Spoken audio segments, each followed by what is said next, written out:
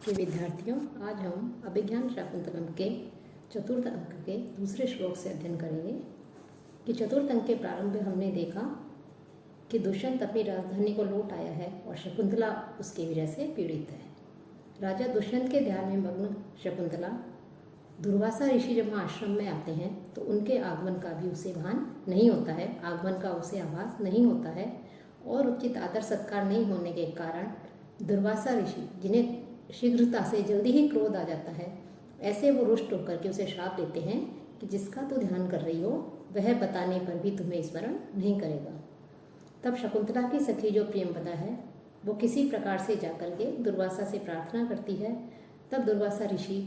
उसे कहते हैं कि कोई अभिज्ञान का चिन्ह दिखाने पर यह इस जो श्राप है, इस श्राप से ये मुक्त हो जाएगी, अर्थात इस श्राप का कोई प्रभाव नहीं होगा। ऐसा कह करके दुर्वासा ऋषि अंतर्ध्यान हो जाते हैं। अब दूसरे श्लोक से हम अध्ययन करेंगे कि ततः प्रविशति सुप्तोत्थितः शिष्य। इसके पश्चात सोकर उठे हुए शिष्य वहाँ प्रवेश करते हैं आश्रम में। एक शिष्य कहता है पहले, वेला उपलक्षणार्थम आदिष्टो अस्मि तत्र भवता प्रवासात उपावृतेन काश्यपेन। कि प्रवास से लौटे हुए, प्रवासात उपावृतेन कि प्रवास से वापस लौटे हुए आदरणीय महर्षि जो कर्ण हैं, उन्होंने वेलोपलक्षणार्थम कि समय की जानकारी प्राप्त करने के लिए आदिष्टोस्मि मुझे आज्ञा दी है। कि महर्षि कर्ण ने मुझे आज्ञा दी है कि मैं बाहर जा कर के देखूं इस समय क्या समय हो रहा है। कि समय की सूचना कैसे मिलती थी आश्रम, गुरुकुल में आश्रम में घड़ी वगैरह होती नहीं थी, तो वो केवल सूर्य और चंद्रमा इनकी स्थिति को देखकर ही वो अनुमान लगा लेते थे कि ये समय हुआ होगा। तब जो शिष्य है वो बाहर आकर के कहता है कि महर्षि कर्ण ने मुझे आज्ञा दी है कि मैं समय का पता लगाऊं। प्रकाशम निर्गतः तावद अवलोकयामि कि यद अवशिष्टम रजन्य इति। और जब वो समय का पता लगाने के लिए, समय की जानकारी प्राप्त करने के लिए बाहर आता है तो कहता है कि मैं बाहर प्रकाश में निकल करके देखता हूँ कि रात्रि का कितना भाग अवशिष्ट है। रजन्य की रात्रि, कि कितनी रात्रि का भाग कितना अवशिष्ट है, अर्थात प्रातःकाल हो गया है या नहीं। फिर परिक्रमा अवलोक्य, चारों ओर घूमकर और देखकर कहता है, हंत अरे प्रभातम, कि ये तो प्रातःकाल हो गया है। कैसे अनुमान लगाया उसने कि प्रातःकाल हो गया है, तो उसके विषय में बता रहे हैं कि याति एक तो अस्त शिखरम पति ही औषधीन आविष्कृतो अरुणपुर सर एक तो अर्क है तेजोद्वयस्य युगपद व्यसनोदयाभ्याम लोको नियम्य एव आत्मदशांतरेषु। कि बाहर प्रकाश में आकर के महर्षि कर्ण का शिष्य देखता है कि एक ओर तो चंद्रमा उदित हो रहा है, पश्चिम दिशा चंद्रमा है जो है वो एक ओर तो पश्चिम दिशा में अस्त हो रहा है और दूसरी ओर पूर्व दिशा में अरुण नामक सारथी से युक्त जो सूर्य है वो उदित हो रहा है। कि चंद्रमा तो पश्चिम दिशा में अस्त हो रहा है और पूर्व दिशा से सूर्य जो है वो अरुण नामक सारथी जो है उसके साथ में उदित हो रहा है। कि अर्थात लालिमा आकाश में उसे पूर्व दिशा की ओर थोड़ी लालिमा दिखाई देती है, उससे उसका वो सारथी कहा जाता है। इस प्रकार से सूर्य और चंद्र ये दोनों दो तेज हैं और इन दोनों तेजों के अस्त और उदय के द्वारा मानव संसार को ये सुख दुखात्मक अवस्थाओं की शिक्षा दी जा रही है। कि यहाँ जो कवि ये कह रहे हैं कि मानो ये दोनों जो तेज हैं कि एक ओर तो सूर्य उदित हो रहा है और दूसरी ओर चंद्रमा अस्त हो रहा है और उदय और अस्त के द्वारा ये शिक्षा दी जा रही है संसार को कि ये संसार जो है वो परिवर्तनशील है। यहाँ सुख दुख, उन्नति अवनति समय के अनुसार, काल क्रमानुसार आते जाते रहते हैं, ये स्थिर नहीं रहते हैं। जो उदित होता है वो अस्त भी होता है और अस्त होने वाला कभी कभी उदित ही होता है। अर्थात सुख है तो दुख भी होंगे और दुख है तो सुख भी होंगे। इसलिए मनुष्य को उन्नति के समय में न तो अत्यधिक प्रसन्न होना चाहिए और न ही दुख में अत्यधिक दुखी होना चाहिए। तो सूर्य और चंद्रमा के उदय और अस्त के द्वारा मानो संसार को ये इस प्रकार की शिक्षा दी जा रही है कि वो उसे कभी भी जो है, इनको ये परिवर्तनशील है सुख दुख भी, तो इन दोनों स्थितियों में उसे समान रहना चाहिए। कि एक है कि एक और तो औषधि नाम पति ही, औषधियों का स्वामी अर्थात चंद्रमा। कि चंद्रमा जो है, चंद्रमा की शीतल जो चांदनी होती है उस चांदनी से अनेक प्रकार की औषधियाँ जो है वो विकसित होती है, कि अनेक प्रकार की औषधियों को उत्पन्न करने में, उनको बढ़ाने में जो है चंद्रमा महत्वपूर्ण है। तो कह रहे हैं कि चंद्रमा जो है एक तो औषधियों का स्वामी है, वो अस्त शिखरम याति, अस्ताचल की ओर जा रहा है, अस्ताचल की चोटी पर जा रहा है, अर्थात अस्त हो रहा है, और दूसरी ओर एक तह और एक ओर अरुण पुरह सरह, कि अरुण नामक सारथी को पुरह सरह आगे किए हुए अर्क है कि जो सूर्य है वो आविष्कृत है, वो उदित हो रहा है, कि एक ओर तो चंद्रमा अस्ताचल की ओर जा रहा है, दूसरी ओर सूर्य जो है वो पूर्व दिशा से उदित हो रहा है। तेजोद्वयस्य, कि इस प्रकार जो संसार जो ये जो तेज हैं सूर्य और चंद्रमा, ये जो तेज हैं ये मानो युगपद एक साथ वैसन उदयाभ्याम, उदय अस्त, वैसन यानी अस्त और उदयाभ्याम, और उदय के द्वारा मानो लोक है कि जो संसार है उसको आत्मदशांतरेषु, अपनी अपनी जो दशाएं हैं सुखात्मक एवं दुखात्मक जो दशाएं हैं उनके विषय में मानो क्या किया जा रहा है, नियम्यते, उन्हें नियंत्रित किया जा रहा है, उनको शिक्षा दी जा रही है, कि अपनी विभिन्न उन्नत स्थितियों के विषय में मानो उनको अनुशासित किया जा रहा है। कि सूर्य चंद्र रूपी दो तेजों के एक साथ ही उदय और अस्त रूप सुख दुखात्मक दशा जो है वो भी इसके विषय में शिक्षा दी जा रही है लोक में, कि सभी की स्थिति सदैव एक साथ नहीं रहती, सुख व दुख जीवन में क्रमशः आते रहते हैं, अतः मनुष्य को न तो सुख में अत्यधिक हर्षित होना चाहिए न दुख में अत्यधिक दुखी, क्योंकि ये कभी भी स्थिर नहीं होते। तो सूर्य और चंद्रमा इन दोनों के द्वारा, चंद्रमा का अस्त होना तो विपत्ति का सूचक है और सूर्य का उदित होना जो है वैभव का, सुख का, संपत्ति का सूचक है। तो ये दोनों स्थितियाँ सुख दुख राग द्वेष ये सब जो है जीवन में आते रहते हैं। अपिच और भी अंतर्हिते शशिनी सा एव कुमुदवती में दृष्टिम न नंदयति संस्मरणीय शोभा इष्ट प्रवास जनिता ने अबला जनस्य दुखानी नूनम अतिमात्र सुदुस्सहानी, कि शशिनी अंतर्हिते, कि चंद्रमा के अस्त हो जाने पर सा एव कुमुदवती, वही कुमुदनी, वही विकसित फूलों वाली कुमुदनी, संस्मरणीय शोभा,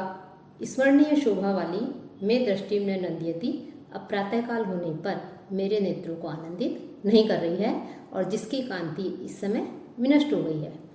कि चंद्रमा के निकलने पर, चंद्रमा के उदित होने पर जो कुमुदनी पूर्ण रूप से विकसित हो जाती है, खिल जाती है और नेत्रों को आकर्षित करती है, आनंदित करती है,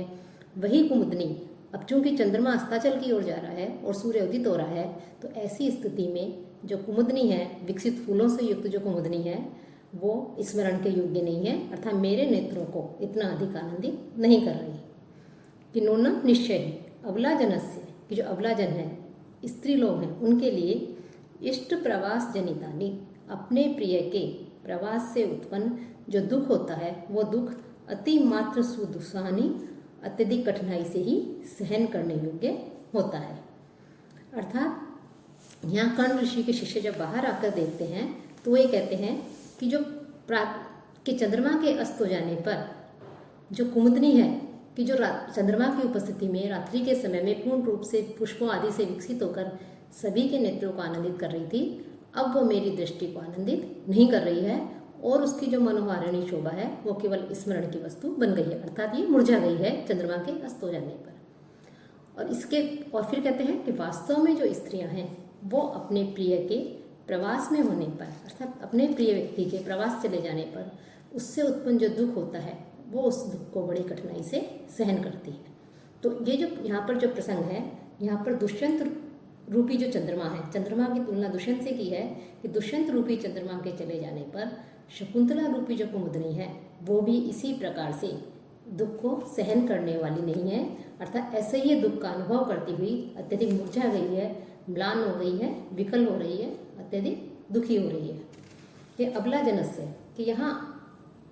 स्त्री जनस्य का प्रयोग नहीं करके अबला जनस्य पद का प्रयोग इसलिए किया है कि जिससे दुख का कठिनाई से सहन करना लक्षित होता हो, अर्थात कठिनाई से दुख को वो सहन कर रही हो, और साथ ही साथ अति मात्र सुदुस्सहानी, कि अति मात्र सुदुस्सहानी अर्थात दुख की अत्यधिक कठोरता, भीषणता आदि की ओर संकेत करते हुए कवि कह रहे हैं कि अपने प्रियजनों के प्रवास में चले जाने पर उसके विरह से उत्पन्न, वियोग से उत्पन्न जो दुख होता है वो अत्यधिक असहनीय होता है, अत्यधिक विकल करने वाला, दुखी करने वाला होता है। तो ये जो पद्य, इस पद्य में और जो दूसरा पद्य था उसमें भी जो है श्लोक में भी वसंत का छंद का इसमें प्रयोग किया गया है। प्रविश्य पटाशे, फिर पर्दा हटा करके प्रवेश करके अनसुईया कहती है, यद्यपि नाम विषय परामुखस्य जनस्य एतन न विदितम तथापि तेन राज्ञा शकुंतलायाम अनार्यम आचरितम। कि यद्यपि सांसारिक विषयों से विमुख हम लोग आश्रम में रहने वाली हैं, आश्रम बालाएं हैं, सांसारिक विषयों भोग से विमुख हैं हम, लेकिन फिर भी जनस्य एतन विदितम, लेकिन लोगों के द्वारा सांसारिक विषयों से भोग विलास आदि जो है उन बातों से हम अनजान हैं, उनका हमें ज्ञान नहीं है, लेकिन फिर भी लोगों के द्वारा जो सुना जाता है उसके अनुसार तो जो जितना कुछ हमें समझ में आया है उस तेन राज्ञा के जो राजा दुष्यंत है उन्होंने शकुंतलायाम अनार्यम आचरितम, ये जो शकुंतला है उस शकुंतला के प्रति अशिष्ट आचरण किया है। अर्थात शकुंतला का साथ में गांधार विवाह करके और फिर यहाँ से अपनी राजधानी लौट गया है और अपने राज्य में जाने के पश्चात उसने अभी तक किसी को भी लेने के लिए शकुंतला को नहीं भेजा है। तो जो इतने पूर्ववंशी, इतने श्रेष्ठ कुल में उत्पन्न जो राजा दुष्यंत है उसका जो शकुंतला के प्रति आचरण है ये अवश्य ही अशिष्ट है। यद्यपि हम इन सब विषयों को नहीं जानते हैं, लेकिन फिर भी लोगों से जो कुछ भी हम सुनते हैं उसके अनुसार तो ये सब जो है अशिष्ट आचरण किया है। शिष्य कहता है, यावत उपस्थिताम होम बेलाम गुरुवे निवेदिशामि। तो मैं अब गुरुदेव आगे को उपस्थित हो गए हैं, अर्थात महर्षि कर्ण जो है उनको हवन के समय की सूचना दे देता हूँ। उन्होंने मुझे समय का पता लगाने के लिए बाहर भेजा था। अब चूंकि प्रातःकाल होने वाला है, रात्रि व्यतीत हो रही है, तो मैं अब ये हवन का समय है तो मैं उन्हें यज्ञ करने की, हवन करने के लिए सूचना देता हूँ।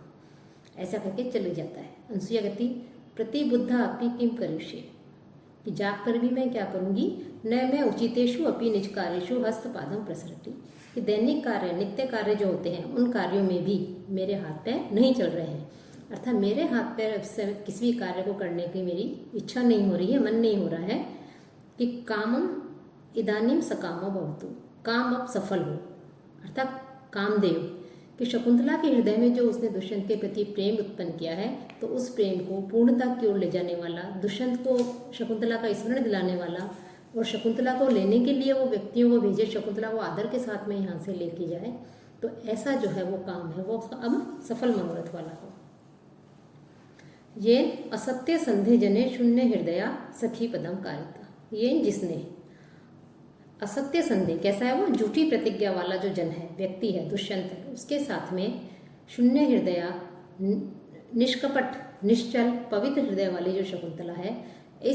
इसका जो है स्नेह है, अर्थात सखी पदम, इस शकुंतला का सखी का कारिता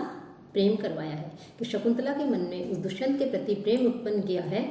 तो ऐसी, और दुष्यंत कैसे असत्य प्रतिज्ञा वाला है कि वो उसने अभी तक भी शकुंतला को लेने के लिए अपने लोगों को नहीं भेजा है, तो अब तो कामदेव जो है वो अवश्य सफल हो, अर्थात वो इसको लेने के लिए भेजे। अथवा दुर्वासस है शोअप्य है एष विकारती, अथवा महर्षि जो दुर्वासा है उनका शाप यह विकार उत्पन्न कर रहा है। तभी उसे ध्यान आता है कि महर्षि दुर्वासा ने श्राप दिया था शकुंतला को कि तुम जिसका स्मरण कर रही हो वो तुम्हें भूल जाए। तो हो सकता है कि दुष्यंत जो है उस महर्षि दुर्वासा के शाप के कारण शकुंतला का उसे स्मरण नहीं हुआ हो। अन्यथा कथम स राजर्षि तादृशानि मंत्रित्वा एतावत् कालस्य लेख मात्रमपि न विसर्जति। अन्यथा कथम, कैसे, स राजर्षि कि वह राजा दुष्यंत जो है वो तादृशानि मंत्रित्वा, इस प्रकार से बोल करके, कह करके, आश्वासन दे करके, और फिर एतावत् कालस्य लेख मात्रमपि न विसर्जति, इतने दिनों तक एक पत्र भी नहीं भेज रहा है, अर्थात एक भी उसने सूचना नहीं भेजी है कि वो शकुंतला को लेने के लिए कब आएगा और कैसे आएंगे। तद इतो अभिज्ञानम अंगुलीयकम तस्य विसर्जावे, तो पहचान के लिए जो राजा दुष्यंत ने अंगूठी शकुंतला को दी थी वो अंगूठी ही हम उसके पास अब भेजेंगे। कि महर्षि दुर्वासा ने अपने शाप को जो है शाप तो वो वापस नहीं हो सकता, लेकिन कुछ उसको सरल कर दिया कि जब पहचान का चिन्ह दिखाएगी तो अवश्य वो व्यक्ति इसे याद कर लेगा। तो अनसुईया को पता है कि राजा दुष्यंत ने जाते समय अपनी अंगूठी शकुंतला को दी थी। तब कह रहे हैं कि महर्षि दुर्वासा के शापवश यदि राजा दुष्यंत याद नहीं कर रहा है तो हम अवश्य ही उस अंगूठी को उसके पास भेजेंगे। ननु सखी गामो दोष दुखशीले तपस्वी जने को अभ्यर्था। तो जो निरंतर कष्टों को सहन करने वाले, सभी प्रकार के विपत्तियों को, दुखों को सहन करने वाले, कष्टों को सहन करने वाले जो तपस्वी जन हैं, आश्रम में रह रहे हैं, कठोर तप करते हैं, ऐसे तपस्वी जनों में से किससे संदेश पहुंचाया जाए, क्योंकि संदेश पहुंचाने के लिए भी कोई विश्वसनीय व्यक्ति होना चाहिए। तो कह रहे संदेश पहुंचाने के लिए राजा दुष्यंत तक हम किस तपस्वी से प्रार्थना करें। ननु सखीगामी दोषिति व्यवसिता अपि न पारयामि प्रवास प्रतिनिवृत्तस्य तात काश्यपस्य दुष्यंत परिणीताम आपन्न सत्वाम शकुंतलाम निवेदयतु। इसलिए उद्यत होते कि किससे प्रार्थना की जाए, क्योंकि इससे सखी के ऊपर ही दोष आएगा। यदि हम किसी को कहेंगे तो वो उसके कहने से तात्पर्य है कि यदि हम किसी को बताएंगे शकुंतला के विषय और राजा दुष्यंत के विषय में, गांधार विवाह के विषय में, तो सखी के ऊपर ही, इसी को ही जो है दोषित माना जाएगा। अथवा और साथ ही कह रहे हैं इसलिए मैं उद्यत होते हुए भी मैं प्रवास से लौटे हुए जो महर्षि कर्ण हैं उनको यह बताने में असमर्थ हूँ कि शकुंतला और दुष्यंत का गांधार विवाह हो चुका है और अब शकुंतला जो है आपन्न सत्वा अर्थात गर्भवती है, कि अब मैं कहीं ऐसा नहीं हूँ कि हम शकुंतला और दुष्यंत के गांधार विवाह के विषय में बता दें और दुष्यंत को शकुंतला का स्मरण नहीं हो रहा है, वो शकुंतला को याद नहीं कर रहा है, अभी तक किसी को लेने के लिए नहीं भेजा है, तो कहीं ऐसा नहीं हो कि हमारी जो सखी शकुंतला है उसे दोषी माना जाए, उसके ऊपर कलंक लगा दिया जाए। तो अब मैं कैसे जो है महर्षि कर्ण को बताऊं कि इनका गांधार विवाह हो चुका है और शकुंतला जो है वो गर्भवती है। ऐसी स्थिति में मैं अब क्या करूं। तभी प्रवेश करके प्रियंवदा सहर्षम प्रसन्नतापूर्वक कहती है, सखी त्वरस्व त्वरस्व, शीघ्रता करो शीघ्रता करो, शकुंतलायाः प्रस्थान कौतुकम निवर्तयितुम। कि शकुंतला का प्रस्थान कालिक जो मंगल कार्य है, प्रस्थान कौतुकम, प्रस्थान कालिक जो मंगल कार्य है उसको पूरा करने के लिए जो है जल्दी करो जल्दी करो। अर्थात विदाई के समय, शकुंतला की विदाई के समय जो किए जाने वाले जो मांगलिक कार्य हैं, शुभ कार्य हैं, उन कार्यों को करने के लिए जल्दी करो कि शकुंतला को अब यहाँ से विदा किया जाएगा। अनसुईया कहती है, सखी कथम एतत्, कि हे सखी यह कैसे, कि अनसुईया समझ जाती है कि शकुंतला को जो है उसके पति गृह भेजा जा रहा है, राजा दुष्यंत के यहाँ भेजा जा रहा है। तब अनसुईया कहती है कि यह कैसे संभव हुआ, कैसे महर्षि कर्ण को पता लगा। तब प्रियंवदा कहती है, सुनो सुनो, इदानीं सुखशयित प्रच्छिका शकुंतला सकाशम गतास्मि, कि मैं अभी शकुंतला के पास में गई थी, क्या पूछने के लिए, सुखशयित प्रच्छिका, कि तुम सुखपूर्वक सोई या नहीं, तो उसकी कुशलता का समाचार पूछने के लिए कि रात्रि को उसे कुछ निद्रा आई या नहीं, ये पूछने के लिए मैं उसके पास गई थी। तब अनसुईया कहती है, ततः तब क्या हुआ। फिर प्रियंवदा कहती है, तावत एनाम लज्जा अन्वत मुखीम परिश्वजस तात काश्यपे एनम अभिनंदितम। तब मैंने वहाँ क्या देखा। तो अनसुईया ने जो, वो प्रियंवदा ने जो वहाँ देखा उसके विषय में बता रही है कि जैसे ही मैं शकुंतला की कुटिया में गई तो लज्जा के कारण नीचे की ओर अवनत मुखी, नीचे की ओर मुख झुकाए हुए उस शकुंतला को परिश्वज्य अपने गले लगा करके तात काश्यपेन महर्षि कर्ण के द्वारा इस प्रकार से अभिनंदितम, उसका अभिनंदन किया गया कि दिष्टया धूमाकुलित दृष्टि अपि यजमानस्य पावक एव आहुति पतिता, कि सौभाग्य से धुएं से विवल आंखों वाले भी जो यजमान होते हैं और यजमान की जो आहुति होती है वो आहुति पावक पतिता, अग्नि में ही गिरी। अर्थात जब कोई यजमान यज्ञ करता है उस यज्ञ में अग्नि प्रज्वलित की जाती है तो धुआं उत्पन्न होता है, लेकिन धुआं होने पर भी, धुआं जब उत्पन्न होता है तो उससे जो है आंखें भी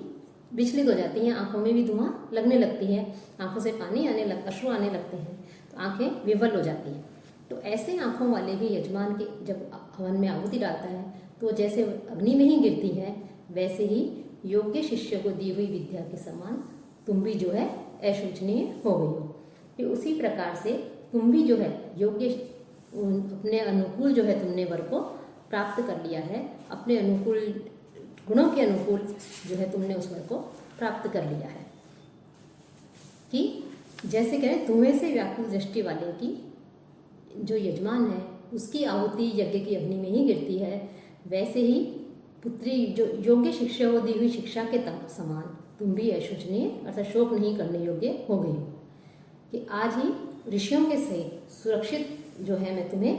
तुम्हारे भर्तु सकाशम विसर्जयामीति तुम्हें तुम्हारे पति के पास भेज दूंगा कि तुम भी जो है अपने अनुकूल गुणों के अनुकूल जो है योग्य वर को प्राप्त कर लिया है, तो तुम जो है ऐसे तुमको मैं तुम्हारे पति गृह भेज दूंगा। फिर अनसुईया कहती है अथ केन सूचित है तात काश्यपस्य वृतांत कि महर्षि जो कर्ण है उनको किसने ये सूचना दी कि दुष्यंत और शकुंतला का विवाह हो चुका है। जब अनसुईया उनका वार्तालाप सुनती है तब कि किस प्रकार से महर्षि कर्ण जो है शकुंतला का आलिंगन करते हैं और उसको जो है कहते हैं कि तुम जो है अशोचनीय हो, तुम्हें आज ही जो है पति गृह भिजवा दिया जाएगा ऋषियों के साथ में। तो यहाँ जो कर्ण है वो यजमान के सूचक हैं, शकुंतला को आहुति बताया है और दुष्यंत अग्नि का प्रतीक है। अर्थात शकुंतला ने अपने पिता कर्ण की अनुपस्थिति में दुष्यंत से विवाह किया था, पर यह संयोग की बात और सौभाग्य की बात है कि ऐसे अपने पिता की अनुपस्थिति में भी योग्य वर का जो है शकुंतला ने वर्ण कर लिया कि जिस प्रकार अत्यंत योग्य शिष्य को पढ़ाई गई विद्या के विषय में गुरु को कुछ भी नहीं सोचना पड़ता कि मेरी विद्या का सदुपयोग होगा या दुरुपयोग होगा, क्योंकि उसे पता है कि यदि शिष्य मन लगा करके ध्यान लगा करके उसका अध्ययन कर रहा है, शिष्य सदाचारी है, योग्य है, तो उसकी विद्या का जरूर सदुपयोग होगा। अपितु वह तो उसके मन में संशय नहीं होता, गुरु के मन में साथ ही साथ वह निश्चिंत रहता है कि मेरी विद्या अवश्य विस्तार को प्राप्त होगी। इसी प्रकार से योग्य पात्र के हाथ में शकुंतला के पड़ जाने पर अर्थात शकुंतला का विवाह योग्य व्यक्ति से हो जाने पर कर्ण ऋषि को भी अब उसके विषय में चिंता करने की आवश्यकता नहीं है। तब अनसुईया पूछती है किसने महर्षि कर्ण को बताई ये सब घटना, तो प्रियंवदा कहती है अग्नि शरणम प्रविष्टस्य शरीरम विना छंदो मैया वाण्या कि अग्निग्रह में प्रविष्ट कि अग्निग्रह में यज्ञशाला में जैसे ही महर्षि कर्ण प्रविष्ट हुए उनको जो है शरीरम विना अशरीरणी अर्थात शरीर नहीं था ऐसी छंदोमय्या वाण्या छंदोमयी वाणी ने उन्हें बताया, अर्थात आकाशवाणी के द्वारा एक तरह से उन्हें इन सब की सूचना मिली कि अनसुईया पूछती सविस्मयम आश्चर्य साथ में कथमिव कैसे, तब प्रियंवदा संस्कृतम आश्रित संस्कृत भाषा का आश्रय लेते हुए वो उससे कहती है, संस्कृत भाषा में कहती है दुष्यंते नाहितम तेजो तदहनम भूतये भुवः अवेहि तनयाम ब्रह्मम अग्निगर्भाम शमीमी कि हे ब्रह्मवेत्ता ब्रह्मन कि हे ब्रह्मवेत्ता महर्षि कर्ण कि दुष्यंते नाहितम कि राजा दुष्यंत के द्वारा तेजो राजा दुष्यंत के द्वारा निश्चित जो तेज है उसको दधाना धारण करते हुए, इसलिए भूतये भुवः भुवः पृथ्वी के कल्याण हेतु कि दुष्यंत के द्वारा निश्चित तेज को पृथ्वी के कल्याण हेतु धारण किए हुए तो और अपने ऐश्वर्य को बढ़ाने वाले और साथ ही साथ अपने ऐश्वर्य को अपनी संपत्ति को अपने कल्याण के लिए ऐश्वर्य को बढ़ाने वाले ऐसे अपने भीतर धारण करने वाली तनिया अपने इस पुत्री को कि अपने अंदर अपने भीतर धारण करने वाली कि गर्भ को धारण करने वाली अपनी इस पुत्री को तुम शमी वृक्ष के समान समझो कि शमी वृक्ष क्या करता है, अग्निगर्भा अपने अंदर अग्नि रखता है, तो अपने अंदर अग्नि रखने वाले शमी वृक्ष की तरह जानो कि आकाशवाणी क्या कहती है कि हे ब्रह्मवेत्ता महर्षि कर्ण राजा दुष्यंत के द्वारा निषिक्त जो तेज है जो वीर्य है उसको इस पृथ्वी के कल्याण के लिए उसके ऐश्वर्य को बढ़ाने के लिए अपने धीरण अपने अंदर शरीर के अंदर धारण करने वाली अपनी उस पुत्री को इसी प्रकार से समझो कि तुम्हारी पुत्री जो है इस समय गर्भवती है, दुष्यंत के द्वारा गर्भवती है और इससे जो पुत्र होगा वो उससे जो है पृथ्वी का कल्याण होगा और ऐश्वर्य की वृद्धि होगी।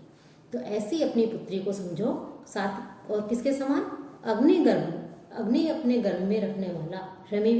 शमी वृक्ष के समान समझो। अर्थात आपकी कन्या दुष्यंत द्वारा गर्भवती है और उसके गर्भ में जो तेज विद्यमान है वह भविष्य में पृथ्वी के कल्याण के कार्य करेगा, पृथ्वी के कल्याण के उन्नति के लिए कल्याण के लिए उसके भलाई के लिए कार्य करेगा। अर्थात इसका तात्पर्य है कि शमी वृक्ष के भीतर जिस प्रकार आग छिपी रहती है उसी प्रकार शकुंतला के उदर में तेज से युक्त जो जीव है वो उसके गल में छिपा हुआ है। और शमी वृक्ष के अंदर जो अग्नि है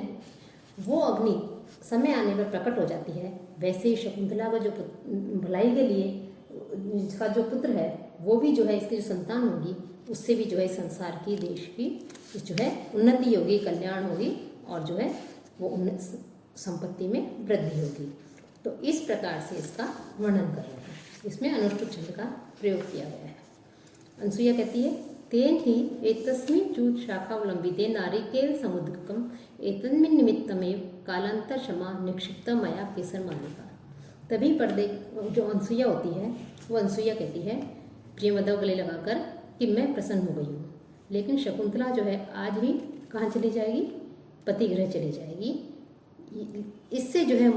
मुझे कुछ दुख भी हो रहा है, लेकिन साथ ही साथ संतोष का भी अनुभव हो रहा है कि विषाद मिश्रित संतोष का अनुभव कर रही हूँ। और कहती है अनसुईया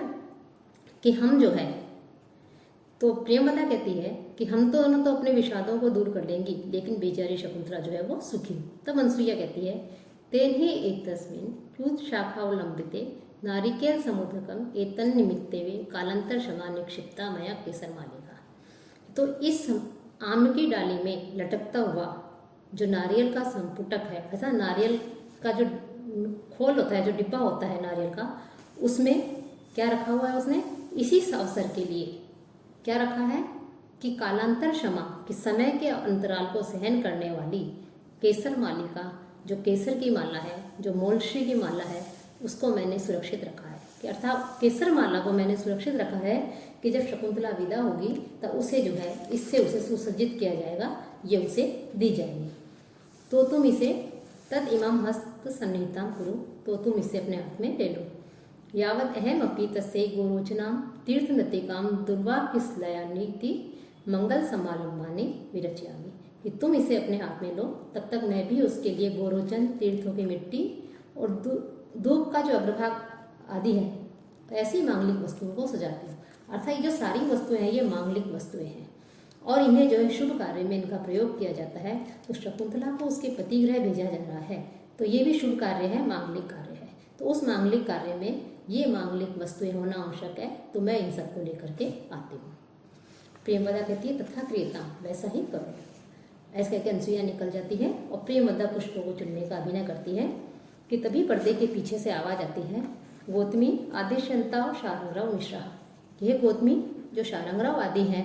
उनको आदेश दो, शकुंतला नैना, कि शकुंतला को ले जाने के लिए, कि शकुंतला को हस्तिनापुर ले जाने के लिए जो शारंगराव आदि हैं, ऋषि हैं, उनको आदेश दो। प्रेमवदा कान लगा करके कहती है अनसुईये त्वरसु, जल्दी करो, एते खलु हस्तिनापुर गामिनः ऋषिय शब्दायन्ते। कि जल्दी करो कि अब हमारे पास समय नहीं है, क्योंकि हस्तिनापुर को जाने वाले, शकुंतला को लेकर के जाने वाले जो ऋषिगण हैं वो बुलाए जा रहे हैं। प्रविश्य समालंबन हस्ता, कि हाथ में मांगलिक वस्तुएं लेकर के प्रवेश करती हैं। तो कहती सखी यही गच्छा है, कि आओ सखी चले, ऐसा कह के वो दोनों घूमती हैं।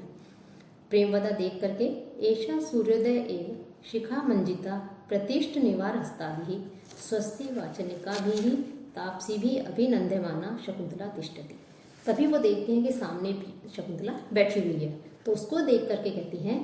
कि सूर्योदय के समय, ऐसा यह सूर्योदय के समय ही शिखा मंजिता, कि पूर्ण स्नान की हुई सर सहित जिसने स्नान कर लिया है, ऐसी यह शकुंतला है। और निवार हस्ता भी, निवार हाथ में ली हुई, निवार यानी जो चावल आदि होते हैं, मांगलिक जो चावल अन्न आदि हैं, ऐसे उसको लेकर के जो है मांगलिक कार्य। आज भी हम देखते हैं कि कोई भी स्त्रियाँ या कोई व्रत करती हैं, उपवास करती हैं, कोई पूजा करती हैं, तो खाली हाथ नहीं लेती, हाथ में कोई ना कोई अन्न लेकर के बैठती हैं। तो वैसे ही शकुंतला ने जो है आश्रम में जो निवार आसानी से उपलब्ध हो जाता है, उस निवार को जो है अन्न है उसको हाथ में लिया हुआ स्वस्ति वाचने का भी, स्वस्ति वाचन का पाठ करती हुई जो तपस्विनियाँ हैं, उन तपस्विनियों से अभिनंदन की जाती हुई बैठी है। कि तपस्विनियाँ जो है मंगल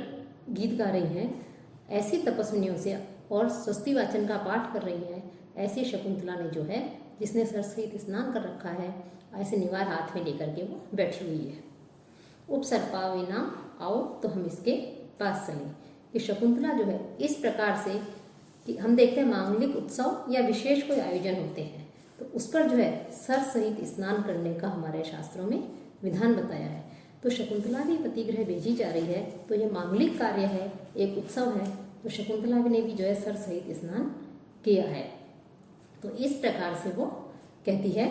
कि शकुंतला ऐसे स्नान की भी बैठी है, निवार हाथ में है और जो तपस्विनियाँ है वो स्वस्ति वाचन का पाठ कर रही है। ततः प्रविशति यथोदिष्ट व्यापार आसनस्था शकुंतला, तब जैसा बताया था वैसा ही जो है शकुंतला बैठी हुई है, तपस्विनियाँ स्वस्ति वाचन कर रही हैं, ऐसा जो है दृश्य उपस्थित होता है रंगमंच पर। तापसीनाम अन्यतमा, एक तापसी कहती है उनमें से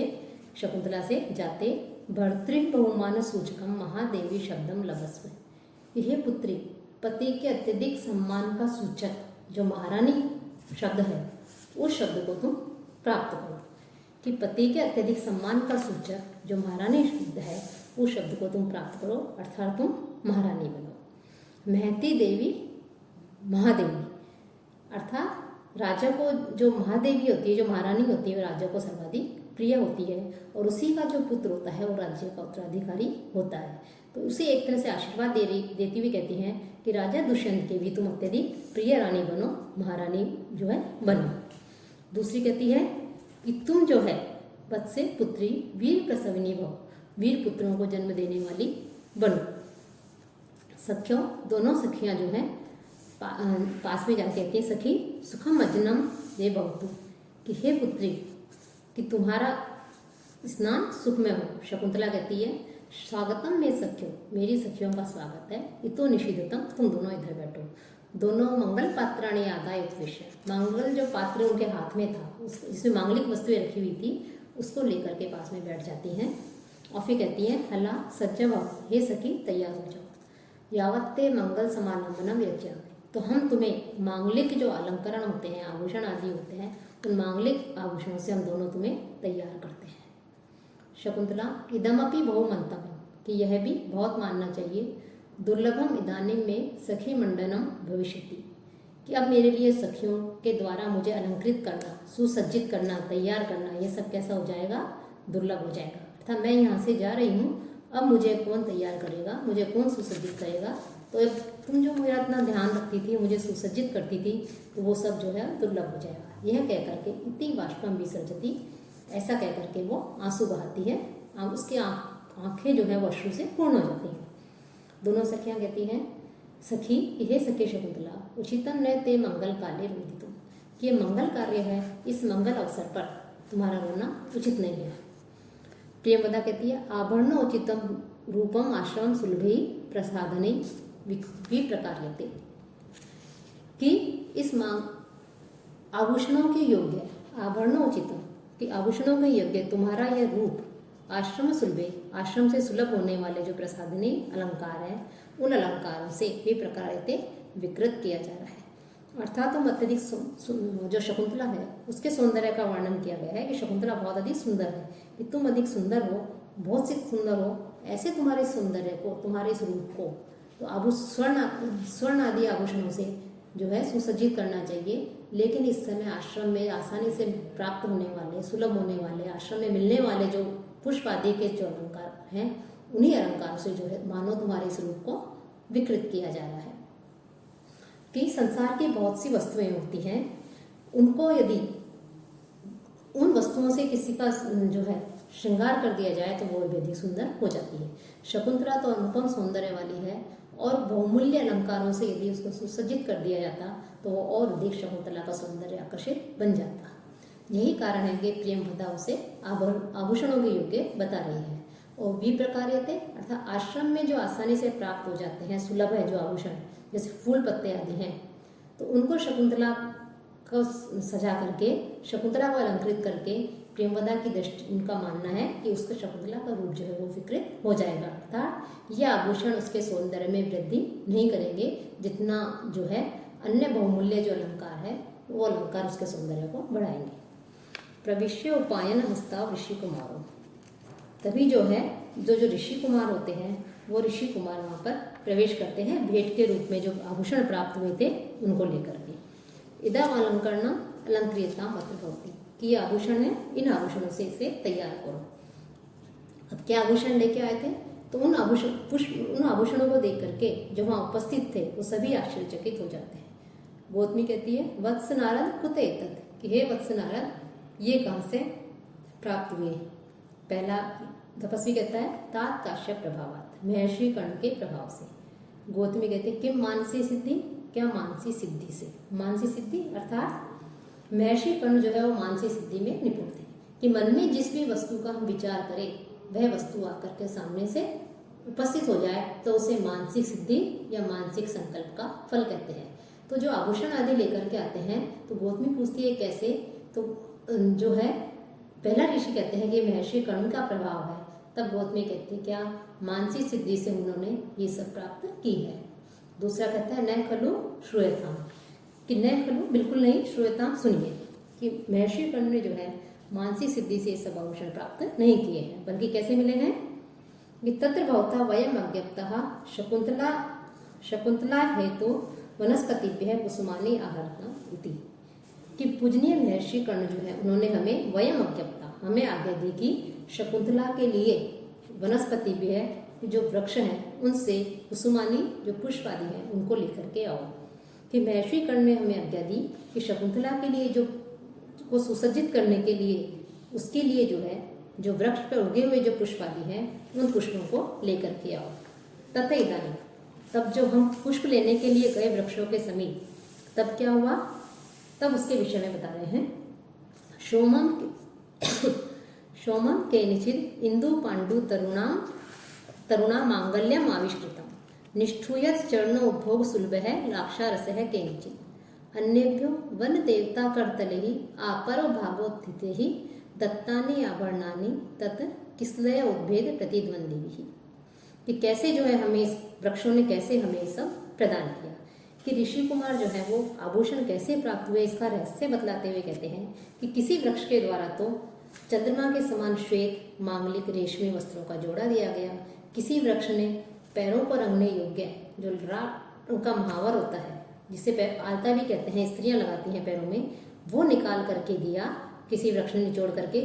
जिससे शकुंतला के हाथ और पैरों को रंगा जा सके। और किसी ने जो है ऐसा लगा कि मानो वृक्ष के ऊपर देवता लोग बैठे हुए हैं और उन्होंने अपने कर पल्लवों से अर्थात पत्ते जो है वो मानो उनके देवताओं के हाथ हो, तो उनसे पत्तों से उन्होंने उसे आभूषण प्रदान किए। और देते समय वन देवताओं के हाथ केवल कलाई तक ही बाहर निकले हुए थे तथा वे वृक्षों के नवीन पल्लव के समान कोमल एवं लाल वर्ण वाले थे। कि इस प्रकार से जो है वन देवताओं के हाथों के द्वारा, हथेलियों के द्वारा जो है उन्हें आभूषण दिए गए हैं। तो यहाँ पर कह रहे हैं ऋषि कुमार कि केनचित किसी वृक्ष के द्वारा, केनचित तरुणा किसी वृक्ष के द्वारा इंदु पांडु चंद्रमा के समान श्वेत वर्ण का मांगल्यम मांगलिक सोमम आविष्कृतम रेशमी वस्त्र प्रदान किया गया। केनचित किसी वृक्ष के द्वारा चरण उपभोग सुलभ है, कि पैरों में आसानी से लगाने योग्य है। लाक्षारस है निष्ठूयत, कि जो महावर है लाक्षारस है वो जो है निष्ठूयत निचोड़ कर दिया गया अर्थात वो प्रदान किया गया। और अन्यभ्य और अन्यों के द्वारा आपर भागोत्थित ही, कि कलाई तक ऊपर निकले हुए तत् किसलय उद्भेद प्रतिद्वंदी भी, उन नवीन पल्लवों के जो बाहर निकलने की मानो प्रतिस्पर्धा कर रहे हैं कि पहले हम, तो ऐसे स्पर्धा करने वाले वन देवता करतले ही, कि जो वन देवता है उनकी हथेलियों से मानो आभरणानि दत्तानि, ये आभूषण आदि जो है वो आभूषण आदि प्रदान किए गए। कि यहाँ पर रक्तता और कोमल आदि की लक्षणा के द्वारा जो है व्यंजना की गई है। वन देवताओं के हाथ से आभूषण दिलवाने का तात्पर्य यहाँ ये है कि इससे सूचना मिलती है कि शकुंतला जो है जीवन पर्यंत सधवा बन करके रहेगी, विधवा नहीं होने की सूचना मिलती है। साथ ही साथ सौभाग्यशाली बने रहने और आभूषण जो है उनकी बहुमूल्यता का भी यहाँ पता लगता है कि आभूषण जो है कितने बहुमूल्य हैं कि वन देवताओं ने स्वयं उन्हें ये आभूषण प्रदान किए हैं। तो इस प्रकार से यहाँ इसमें जो है शकुंतला को सुसज्जित करने के लिए वस्त्र आदि आभूषण आदि जो दिए जाते हैं उसके विषय में बताया है। और इस श्लोक में शार्दुल विक्रीडितम नामक जो छंद है उस छंद का यहाँ पर प्रयोग किया गया है। प्रियंवदा शकुंतला को देख करके हला अनिया अभ्युपत्या सूचिता ते भर्तुगेहे अनुभवितव्या राजलक्ष्मी इति, कि ये जो अनुग्रह हुआ है, ये जो सूचना मिली है, ये जो वृक्षों ने जो अनुग्रह किया है कि स्वयं ही जो है वस्त्र आदि आभूषण आदि दिए हैं, तो इससे तो ये सूचित किया गया, सूचना मिलती है, पता लगता है कि पति के घर में भी तुम भर्ती गृहे, कि पति के घर में भी तुम राजलक्ष्मी पद का अनुभव करोगी, कि तुम महारानी बन करके जो है वहाँ रहोगी।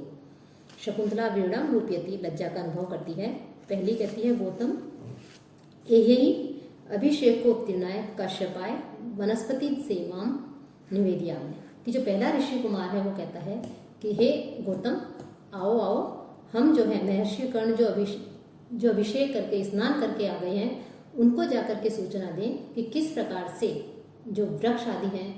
उन वृक्षों ने जो है आभूषण आदि वस्त्र आदि प्रदान करके उन्होंने अब जो है सेवा की, उन्होंने किस प्रकार से स्वयं ही वस्त्र आभूषण आदि प्रदान कर दिए। द्वितीय दूसरा कहता है तथा ठीक है, ऐसा कह के दोनों निकल जाते हैं।